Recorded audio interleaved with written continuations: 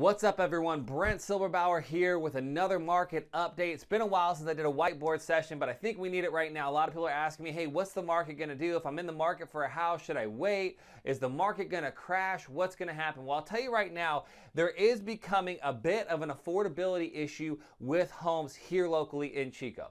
Basically, the average house in Chico is around $500,000, a little less than that, but roughly around $500,000. In 2021, a year ago, you could buy a $500,000 house, put 20% down, $100,000, and interest rates were a lot lower. So let's say you have great credit and everything, you got 2.5% interest rate, okay? Which I know people who got that kind of number, 30-year loan, and your mortgage was $1,580 a month, okay? That's a pretty sweet deal on a $500,000 house. Most buyers, you're like me, you need to get a loan and you're looking at your monthly mortgage payment. That's a pretty good payment, $1,580. That doesn't include taxes or insurance though. That's just the interest rate and the principal pay down. All right, so fast forward here today, if you go on Zillow, home prices have increased 12.3% in Chico from 1 year ago today to today, okay? So 12.3%, that same exact house with no upgrades done is now going to sell for $561,500. These big numbers are hard. So to put 20% down, you're going to have to come out of pocket $12,300 more dollars. Okay, but the interest rates have gone up significantly. Interest rates right now are about 5.5%. That same exact house, 1 year later, the monthly payment on it, you're going to have to put more down, and your taxes are going to be more because it's got the purchase price, is $2,550. Okay, so it's gone up about $1,000 a month for 30 years just in the last year. Now, a lot of people are saying, hey, but the prices are still going to continue to go up. Possibly. I'm going to share my opinion on this. Let's say the prices go up next year 5%. A little bit slower, but they're still steadily increasing because supply and demand. You're going to come out $117,000 for 20% down. But say your interest rate, say the Federal Reserve Bank increases interest rates and your interest rate is now 8%. Now this is possible. Back a while ago, 8% was normal, 20 years ago, whatever. So it's not unlikely that it can get 8-10% interest rate. We could see that possibly.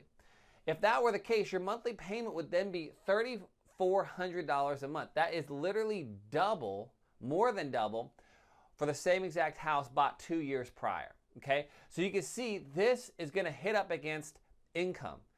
People could only purchase a house with what they can afford, all right? So there's an income issue that's gonna happen as these prices go up if interest rates go up.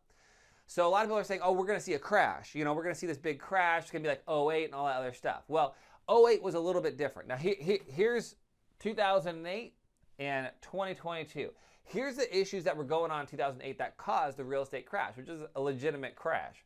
Okay, so a big part of it was these ninja loans, which stands for no job, no income, or no income, no job, no assets, no problem. 0% down. Sometimes they'd even give you 10% over to cover closing costs and stuff. It was crazy. So there was a lot of subprime lending, a lot of people who were basically not qualified to buy a house getting into a house. And another thing that was hugely popular back then was adjustable rate mortgages or ARM mortgages. So that's when you get a sweet interest rate for a few years, 2-3 years, and then it jumps up. Say it starts off at 3% and then it goes up to 8-9%. As you can see here, that's going to dramatically affect your monthly payment. So people start getting these ARMs. Their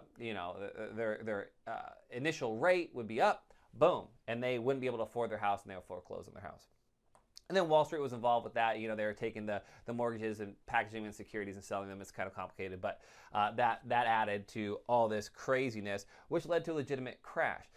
Now, history doesn't repeat itself, but it does rhyme, and things happen that are similar throughout history, okay? But it doesn't repeat itself exactly, and this isn't the same thing, because today, the issue that we're facing is 100% inflation. Inflation is just about 9% right now. That means the dollar is worth 9% less than it was 1 year ago.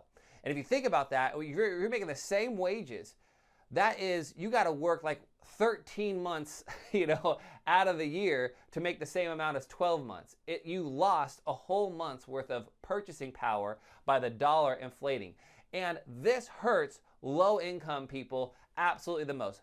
Elder people on a fixed income, people whose wages aren't going up 9% year over year are getting absolutely crushed. And this is the result of printing tons of money, honestly, irresponsibly during the COVID time. And to be honest, there's a lot of fraud. There's all kinds of different stuff where people are getting tons of money being printed and put into the economy. The money supply increased, okay? And if you can't do that without repercussions. And unfortunately, the people who pay for it are the people that are the most vulnerable, senior citizens, that kind of thing, who are living paycheck to paycheck. And the cost of gas going up is a huge deal. The cost of food going up is a huge deal to these people. And what happens is it's going to impact spending, okay? So if you're going to drive, say you're going to go visit family members in San Diego or something like that, or Arizona, now that gas is $6.50 a gallon or $6.20 or whatever it is, are you going to think about taking that trip? You might say, you know, we can't afford to go this year. That's a lot of spending that's not happening. So what happens is it affects the economy, okay, after a while. So the Federal Reserve Bank, the Fed, is going to be raising interest rates to stop inflation, to hedge inflation, because that is creating a lot of pain amongst consumers, right? But as they raise rates, obviously it affects the housing because now your mortgage rate went up, okay? However, here's the deal. Right now, they're probably going to be raising it to stop inflation. So that's going to affect all these monthly payments, which is going to eventually affect the purchase price of the home. However, the economy could turn up to be, if people stop spending money, getting in trouble. And if the economy gets in trouble, the spending and all this other stuff, the businesses, unemployment, people, businesses laying off people, which are already seeing a little bit of layoffs happening, unemployment going up, that's an economic factor. Then what the Fed does is they lower interest rates to stimulate the economy. Okay, it's kind of complicated, I know. But basically, what's the housing market going to do in 2023? Here's my opinion, my pure opinion after all that. If the interest rates continue to go up, I don't think this is affordable for our local market. You can't double the cost of a house, the same exact house. You can't double it because wages aren't doubling here locally in Chico. This is mainly for Chico, California. The purchase price has to come down. If interest rates continue to go up, the purchase price of homes will go down, all right? That's my opinion. Trust me on that. If it gets up to 8, 10%, you will see purchase price going down. We're already seeing price decreases. However, you got to understand, we are living in a managed economy. The Fed has a lot of influence into what happens in the economy by increasing and decreasing the interest rates, okay? If they see that our economic numbers are bad, unemployment starts going up, spending is down, all this other stuff, then they could possibly lower the interest rates.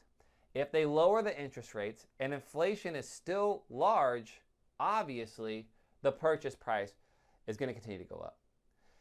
This is my opinion.